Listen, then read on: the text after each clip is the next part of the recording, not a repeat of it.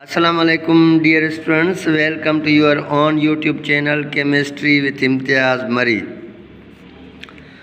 तो हम बेटा इस चैनल में जो कल वाली टेस्ट थी एमडी कैट की, जो डाउ यूनिवर्सिटी ने कंडक्ट की थी 13 नवंबर 2022 को, तो हमने उसके 2 पार्ट में वीडियो बना के सॉल्व किया था। आज मैं इसका 3rd पार्ट में कुछ क्वेश्चंस और भी सॉल्व कर रहा हूँ।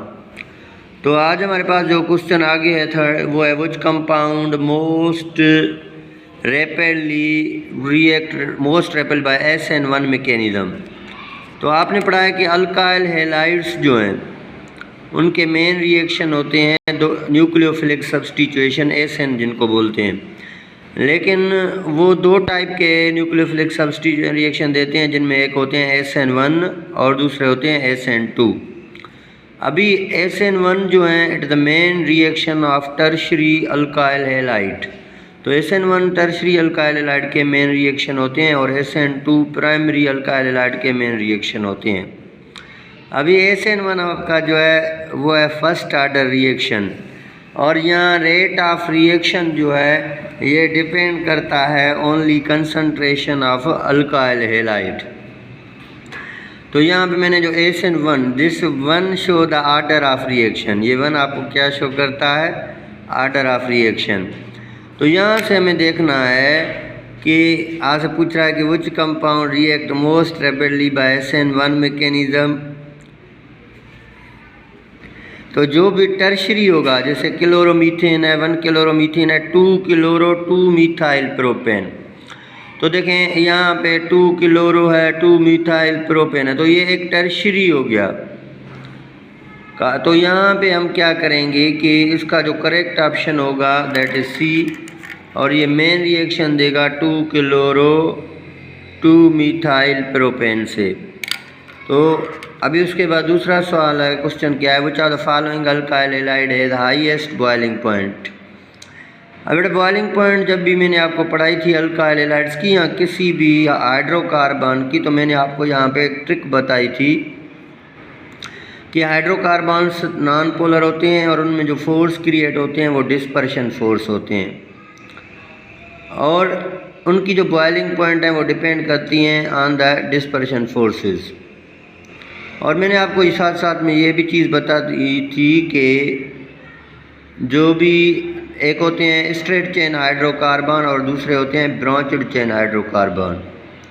तो स्ट्रेट चेन हाइड्रोकार्बन्स की बॉइलिंग पॉइंट हमेशा ज़्यादा होती हैं ब्रांच्ड चेन हाइड्रोकार्बन से, एक बात ये। और दूसरी बात, जितने नंबर ऑफ कार्बन ज़्यादा होंगे उतने उसकी बॉइलिंग पॉइंट क्या होगी? इंक्रीज होगी।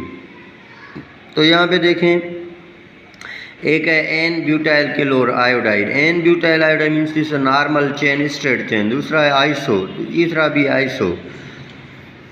तो यहाँ पे जो N ब्यूटाइल आयोडाइड है it is the straight chain hydrocarbon. और याद कर लें, स्ट्रेट चेन हाइड्रोकार्बन्स की बॉइलिंग पॉइंट हमेशा ब्रांचड से ज़्यादा होती हैं। उसकी रीज़न उसका क्या होता है कि जो स्ट्रेट चेन हाइड्रोकार्बन है ना, उनकी सरफेस एरिया ज़्यादा है। तो जितना सरफेस एरिया ज़्यादा होगा उतनी डिस्पर्शन फोर्सेस ज़्यादा क्रिएट होंगी, क्योंकि dispersion forces is directly proportional to the surface area. अभी जितना सरफेस एरिया ज़्यादा उतना डिस्पर्जन फोर्स ज़्यादा, जितना डिस्पर्जन फोर्स ज़्यादा उतना उसमें अट्रैक्टिव फोर्सेस ज़्यादा होंगी। अब जितनी अट्रैक्टिव फोर्सेस ज़्यादा होंगी उनको ब्रेक करने के लिए आपको ज़्यादा टेम्परेचर देना पड़ेगा, तो उसकी बॉइलिंग पॉइंट बन जाएगी।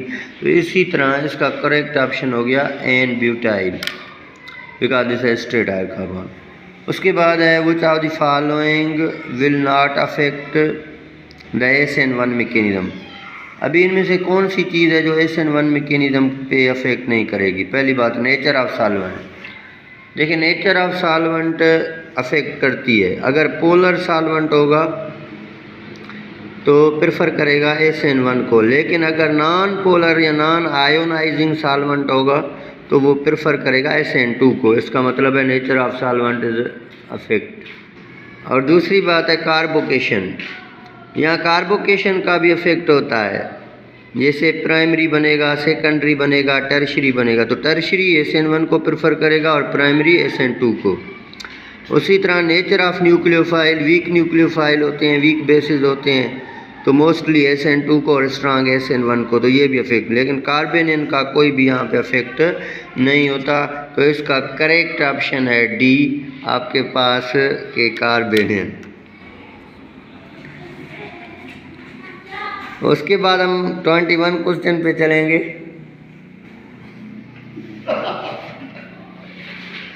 कि which of the following compound is more acidic.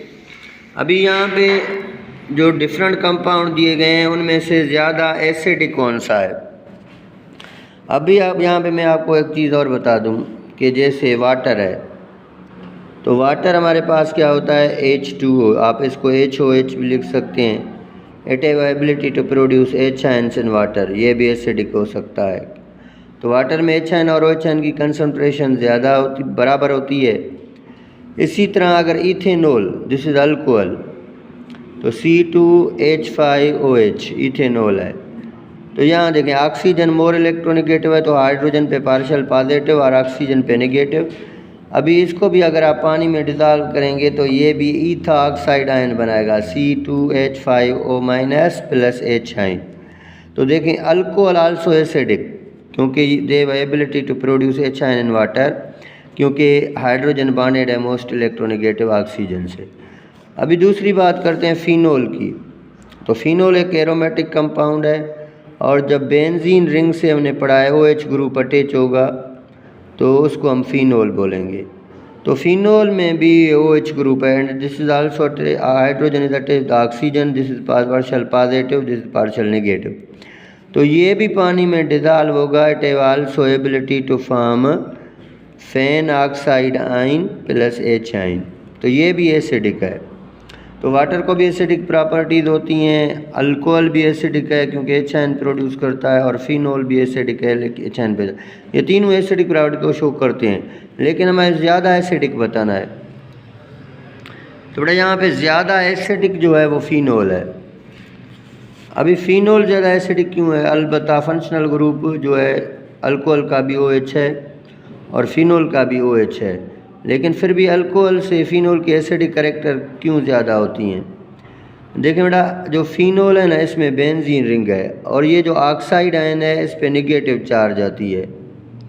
तो ये नेगेटिव चार्ज कुछ टाइम के लिए इस डीलोकलाइज सिस्टम का पार्ट बन जाता है, इस बेंजीन रिंग में डीलोकलाइज करता है। अब जब नेगेटिव पार्ट इस जो है इस फिनोल की बेंजीन की रिंग में डीलोकलाइज करेगा, तो ये जो फेन ऑक्साइड बन जाएगा ना, वो स्टेबलाइज हो जाएगा। तो due to is stabilisation of phenoxide and due to delocalisation of negative charge in benzene ring, phenol is a strong acid. जबकि अल्कोहल में ऐसे किसी भी टाइप की रिंग नहीं है, कोई भी डीलोकलाइजेशन नहीं होती, तो इसी वजह से उसकी एसिडिक कैरेक्टर्स कम होती हैं और फिनोल की ज़्यादा होती हैं, क्योंकि वो फेन ऑक्साइड आयन स्टेबल बनाता है। अभी उसके बाद हम एक और क्वेश्चन की तरफ बढ़ते हैं कि if KSP value is large the salt in water. अभी KSP क्या है? दिस इज सॉल्युबिलिटी प्रोडक्ट, और मैंने आपको पढ़ाया था ना, सॉल्युबिलिटी प्रोडक्ट का जो टर्म है वो यूज़ होता है स्पेयरिंगली सॉल्युबल साल्ट के लिए। तो KSP क्या है? It is a solubility product. Solubility product का मतलब है कि जो भी चीज़ सॉल्युबल हो चुकी हैं उनकी प्रोडक्ट को हम बोलते हैं सॉल्युबिलिटी प्रोडक्ट। जैसे अगर मैं यहाँ पे आपको बात कर दूँ, यहाँ पे लीड आयोडाइड, आप इसको वाटर में सॉल्युबल करें तो ये बनेगा लीड आयन और आयोडाइड आयन।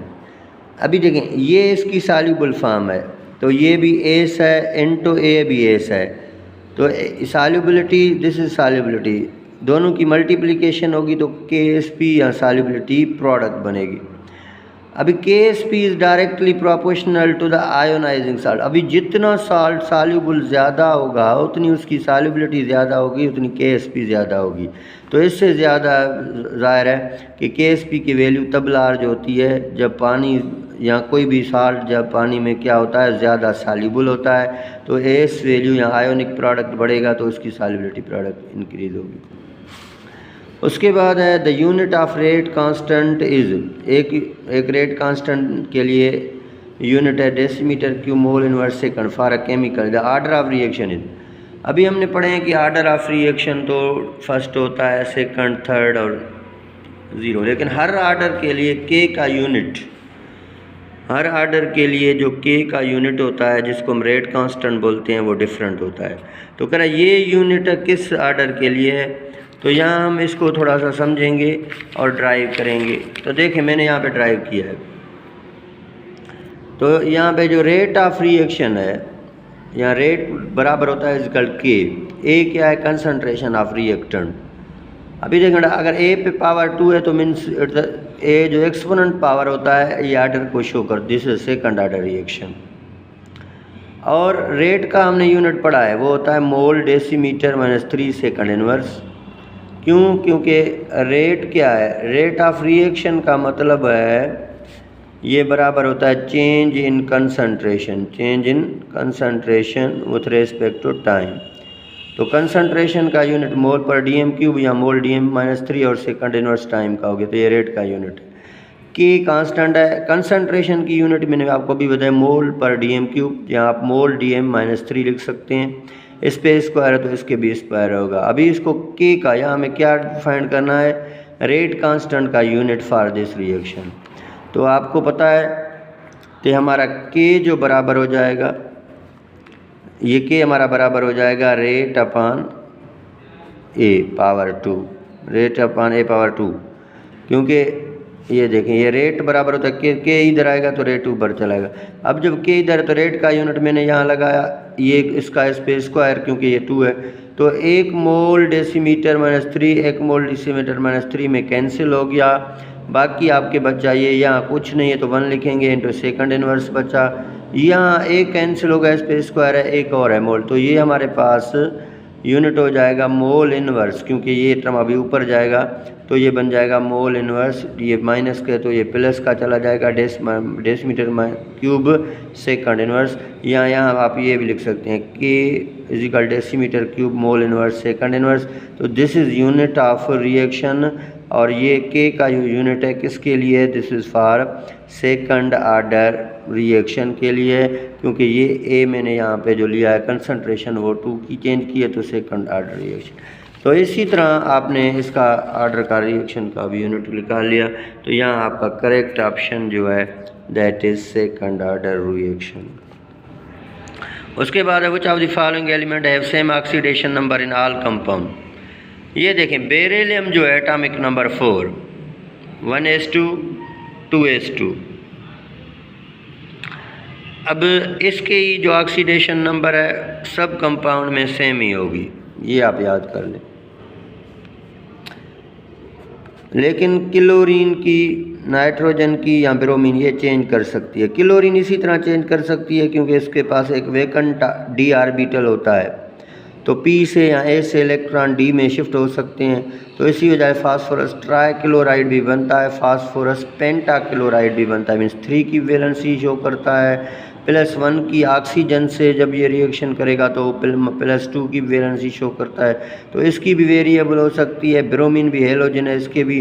अभी नाइट्रोजन भी अपनी वैलेंसी चेंज कर सकता है, लेकिन बेरिलियम की वैलेंसी कभी भी चेंज नहीं होगी, तो इसका करेक्ट ऑप्शन होगा बेरिलियम। उसके बाद है कैथोड एज रिडक्शन पोटेंशियल। अभी आपको याद होना चाहिए कि कैथोड हम नॉन मेटल को यूज़ करते हैं। जैसे मैंने आपको पहले बताया कि cathode non metals mostly use होते हैं, और कैथोड वो होते हैं जहाँ इलेक्ट्रॉन गेन होते हैं, और एनोड वो होते हैं जहाँ इलेक्ट्रॉन लॉस होते हैं। तो जहाँ ऑक्सीडेशन हो, लॉस ऑफ इलेक्ट्रॉन हो एनोड, और जहाँ रिडक्शन हो वो कैथोड कहलाता है। तो इसका मतलब है कैथोड का जो रिडक्शन पोटेंशियल है वो हमेशा ज़्यादा होगा, हमेशा ज़्यादा होगा किससे, एनोड से। तो इसका करेक्ट ऑप्शन है मोर देन एनोड। अभी देखें radius greater than parent atom. देखें सोडियम इलेक्ट्रॉन लॉस करता है, सोडियम +1। क्लोरीन इलेक्ट्रॉन गेन करता है, क्लोरीन -1। ये केटाइन बनता है, ये एनाइन। और आपको पता है कि एनाइन की जो रेडियस है या एनाइन की जो साइज़ है वो पेरेंट एटम से ज़्यादा होती है।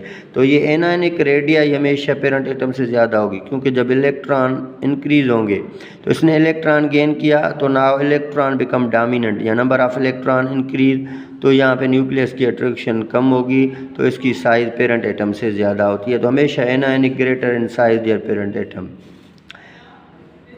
और ये आपके पास अलाय कापर जिंक निकल की अलाय क्या होती है, मिक्सचर ऑफ 2 और मोर देन 2 मेटल्स। तो इसकी हम कीमत को बढ़ाने के लिए या जंग से रस्टिंग से बचाने के लिए हम अलाय बनाते हैं, तो दैट इज़ करेक्ट ऑप्शन। तो अभी मैंने ये वीडियो बना दिया और इससे मैं आपने समझ लिया होगा, मैंने एक्सप्लेनेशन दिए हैं, रीजंस दिए हैं, और बाकी जो कुछ क्वेश्चन बचते हैं उनको नेक्स्ट वीडियो में डिस्कस करेंगे। अगर यहाँ पे आपको फिर भी कोई मिस्टेक हो, कोई भी चीज़ समझ नहीं, तो आप कमेंट बॉक्स में पूछ सकते हैं। Thank you.